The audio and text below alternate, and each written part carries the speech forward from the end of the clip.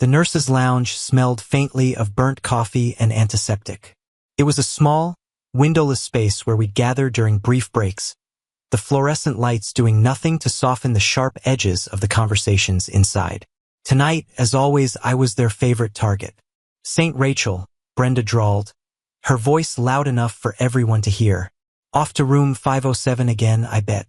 You're really committed to that diaper-changing gig, aren't you?" The other nurses burst out laughing, and I clenched my clipboard tighter. I was used to their mockery, but tonight it stung a little more than usual. It had been a grueling 12-hour shift, and my patience was wearing thin. "Maybe she's hoping he'll wake up and sweep her off her feet," another nurse chimed in, her tone laced with sarcasm.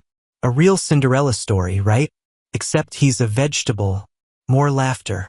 My stomach twisted, but I didn't react. That's what they wanted, for me to lash out, to give them more fuel for their ridicule. Instead, I adjusted my ponytail, squared my shoulders, and walked out of the lounge without a word. The hallway was quiet, the hum of monitors and the soft shuffle of footsteps the only sounds. I made my way to room 507, my steps steady despite the ache in my feet. I couldn't afford to falter. Not here. Not for him. Room 507 had become my sanctuary and my burden all at once.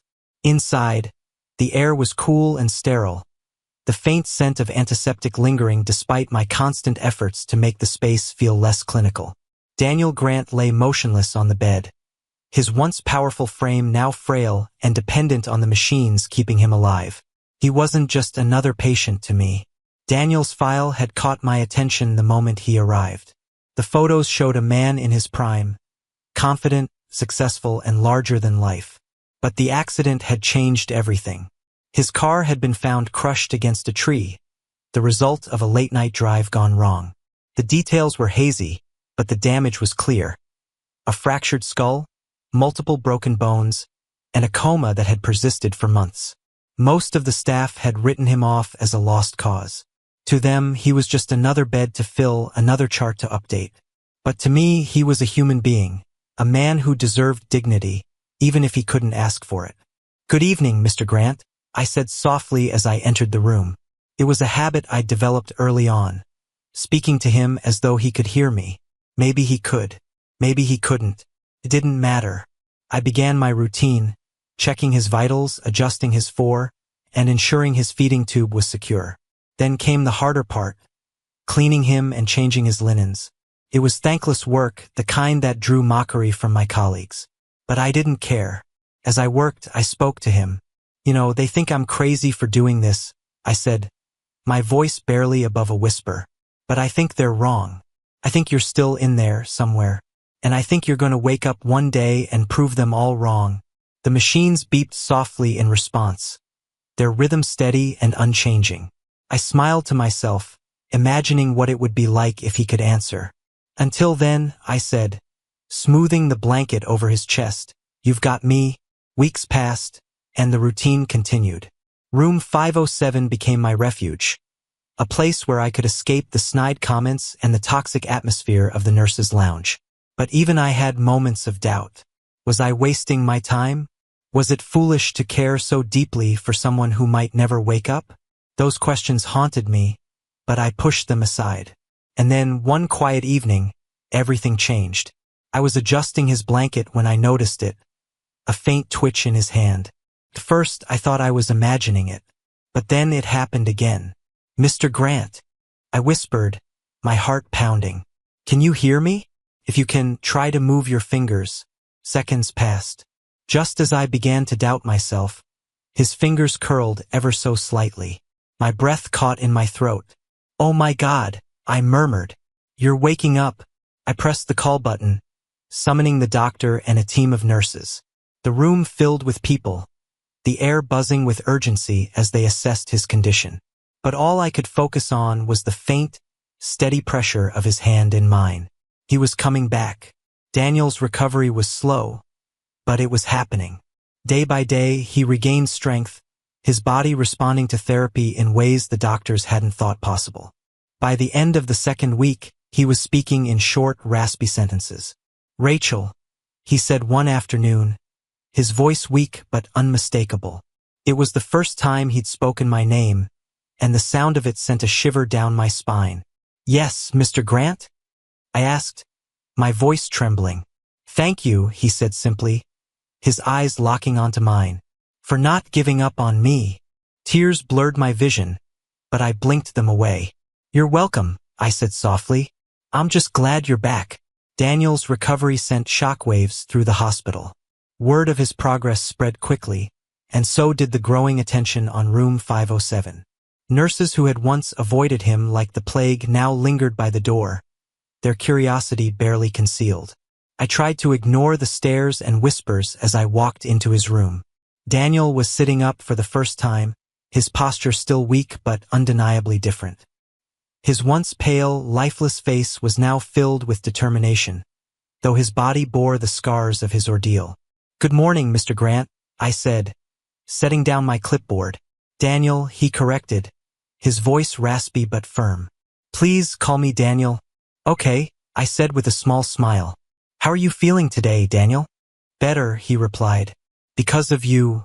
I hesitated, unsure how to respond. Gratitude was one thing, but there was something in his tone that made my heart skip a beat. He didn't just sound thankful, he sounded sincere. "I was just doing my job," I said finally, avoiding his gaze as I adjusted his fore. "No," he said, his voice sharper now. "It was more than that. I know what they said about me, what they said about you." I froze. "What do you mean?" He let out a slow breath.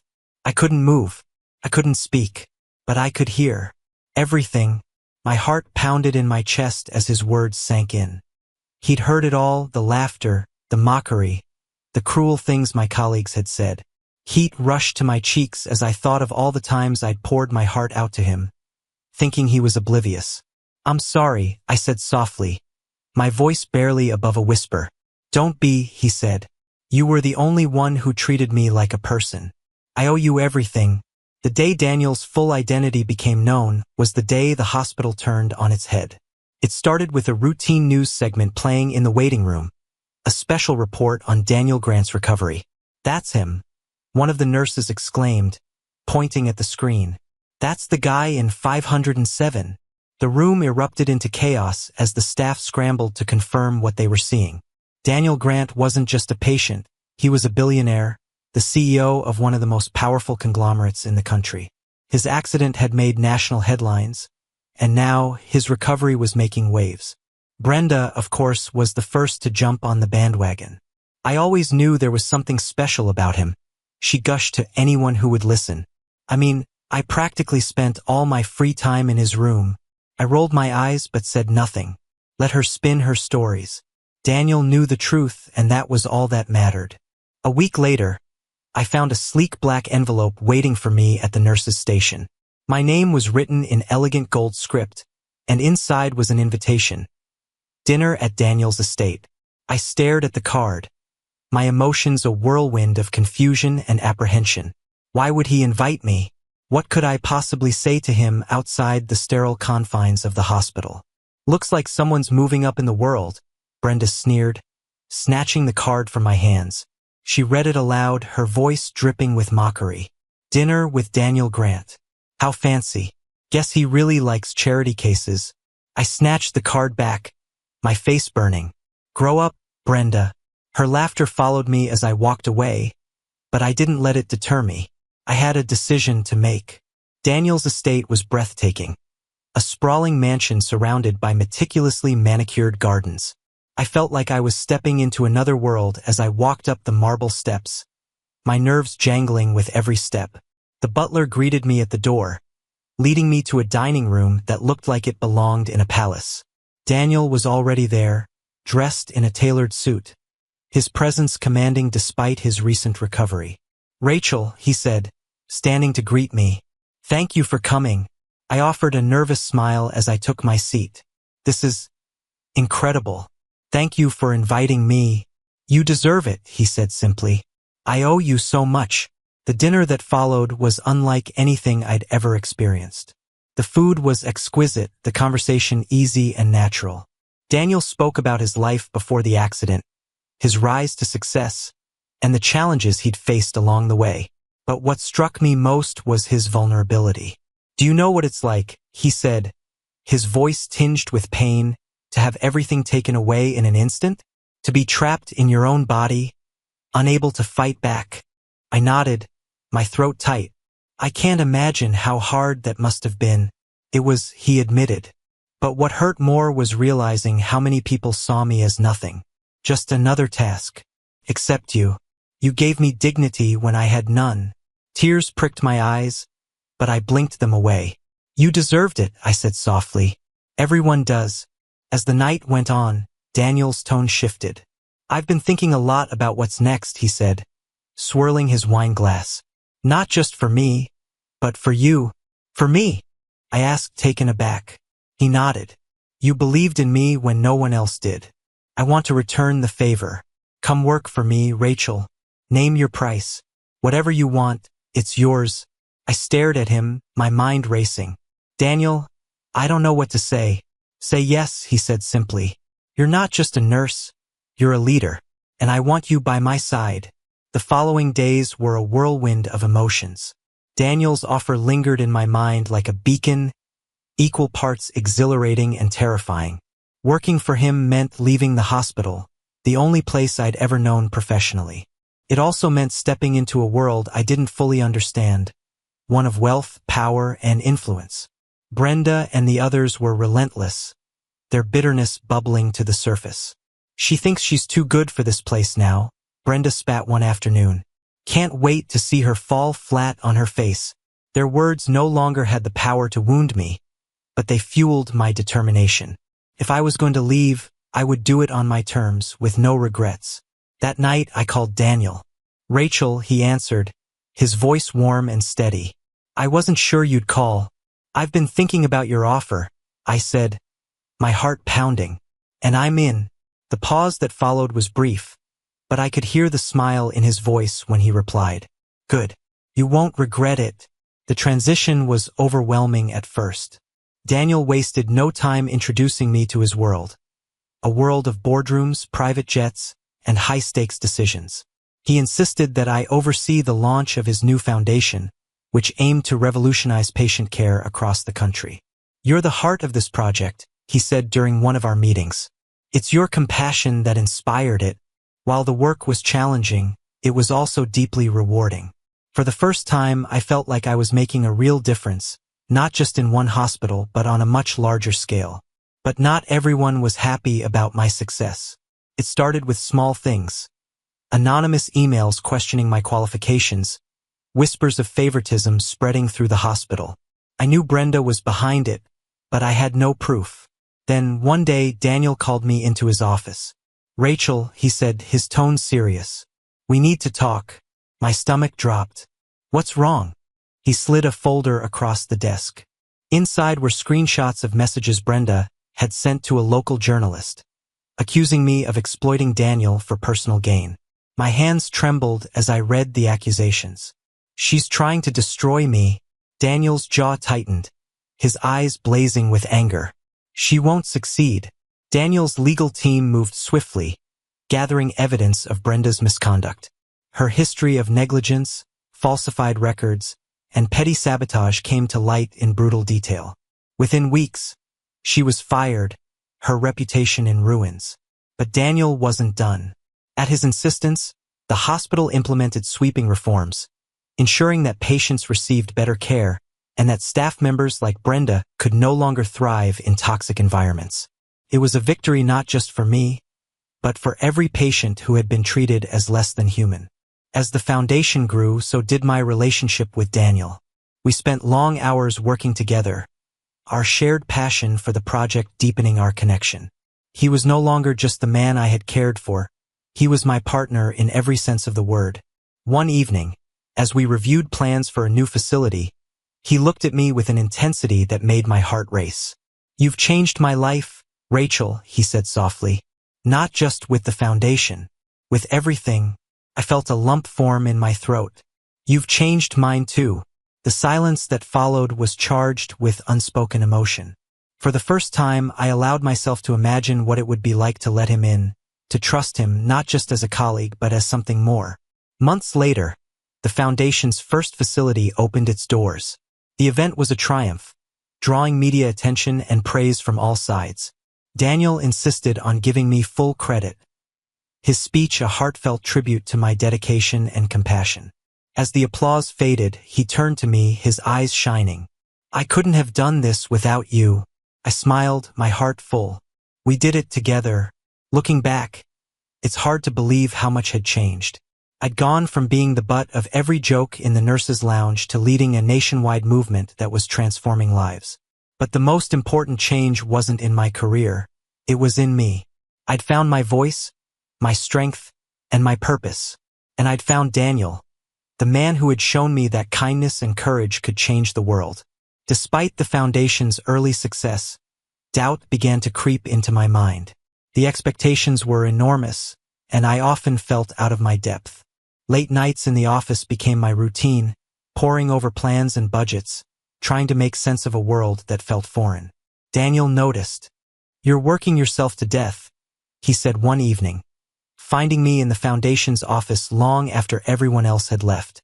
He placed a cup of tea on the desk beside me. "Talk to me. What's going on?" I sighed, leaning back in my chair. I don't want to let you down." "You could never let me down," he said, his voice gentle but firm. "Rachel, you've already done more than I could have hoped for. This Foundation is what it is because of you."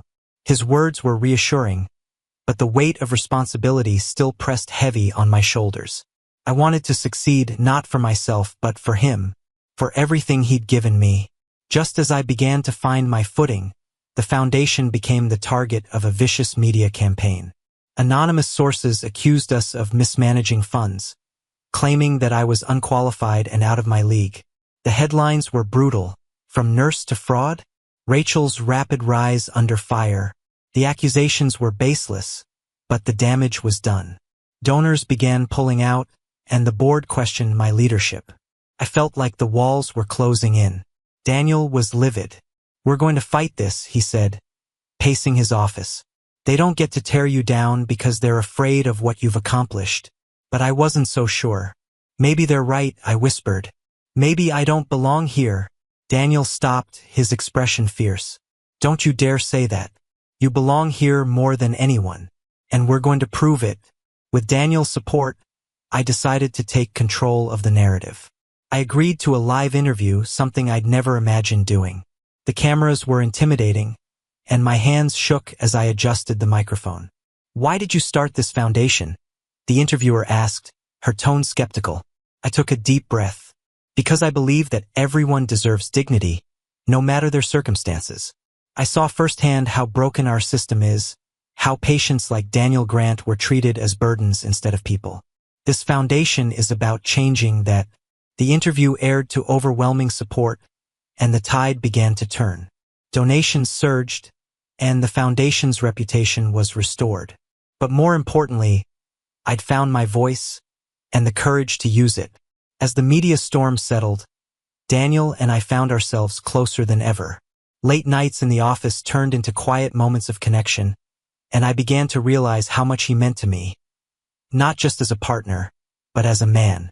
One evening, as we walked through the gardens of his estate, he stopped suddenly, turning to face me. "Rachel," he said, his voice soft but steady. "There's something I need to tell you." My heart pounded. "What is it?" He hesitated, his expression vulnerable. "I didn't just offer you this job because I was grateful. I did it because I believe in you, and because care about you more than I should." The world seemed to tilt on its axis. I searched his face, seeing nothing but sincerity in his eyes. "I don't know what to say," I whispered. "Say you feel the same," he said, his voice barely above a whisper. And I did. From that moment on, our relationship evolved into something deeper. We worked side by side, not just as colleagues but as partners in every sense of the word. Together, we expanded the Foundation, opening facilities across the country and transforming countless lives. But the real transformation was in me. The timid nurse who had once been the target of ridicule was now a leader, a force to be reckoned with. And it was all because one man believed in me when I didn't believe in myself. Years later, As I stood on the stage of the Foundation's annual gala, I looked out at the crowd. A sea of faces filled with hope and gratitude. Daniel was in the front row, his eyes shining with pride. "This foundation started as a dream," I said, my voice steady. "A dream to create a world where every patient is treated with dignity. But it's become so much more than that. It's proof that kindness, compassion, and determination can change the world." The applause was deafening, but my focus was on Daniel. He stood, his smile lighting up the room, and in that moment, I knew that everything we had built together was just the beginning.